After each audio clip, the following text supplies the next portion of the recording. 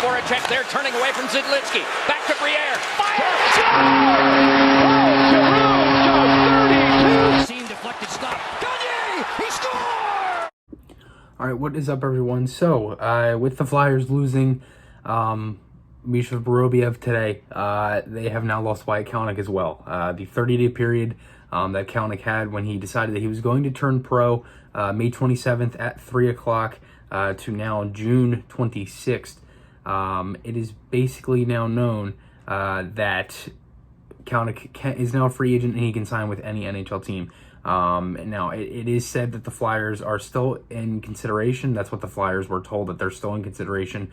He's definitely going to test the waters a little bit, though, of the free agency market, and he's most likely going to be trying to figure out what's the best situation for him.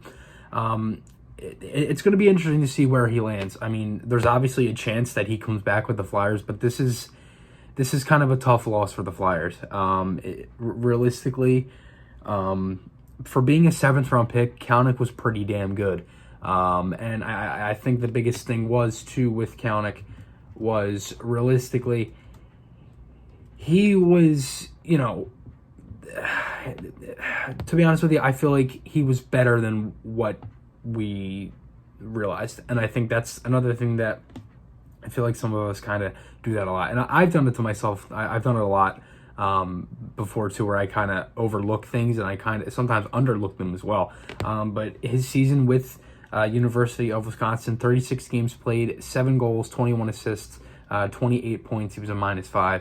Had a pretty solid season there with University of Wisconsin, but it really does hurt. The Flyers not signing Kalynuk. He was really good, and I think the biggest thing with him, too, was that he was supposed to, he was the captain of Wisconsin, and Jamie Baskow, he's one of the main guys there for Flyers Nitty Gritty. I talk with him a lot, and I've mentioned him a lot in my videos. I've done many things with him, and he told me that he did an interview with Kalynuk a while back, and he said, that the NHL, it's going to be there in a couple years. He said he was going to wait. Well, then when he turned pro, Wisconsin, they took rid of his captaincy, and then he figured, let's just turn pro. And basically, it's just, like, at that point, he didn't know if... I feel like he waited long in the beginning to see if college was coming back. And now that he decided to turn pro, he's waiting longer to see what the AHL is going to do. So realistically, I mean, that's what he could have been waiting for. I don't know if he has any other negotiations with any other teams. That honestly there hasn't been much reporting on that yet. But this definitely does hurt the Flyers. The good thing about it is that the Flyers, it's not horrible. It's not great, but it's not, horrible either. It's decent losing him, which is, I know it sounds weird, but it's not as bad as it looks. The Flyers have a lot of depth, and now they have, two defensemen that they're going to be monitoring to maybe trying to get back.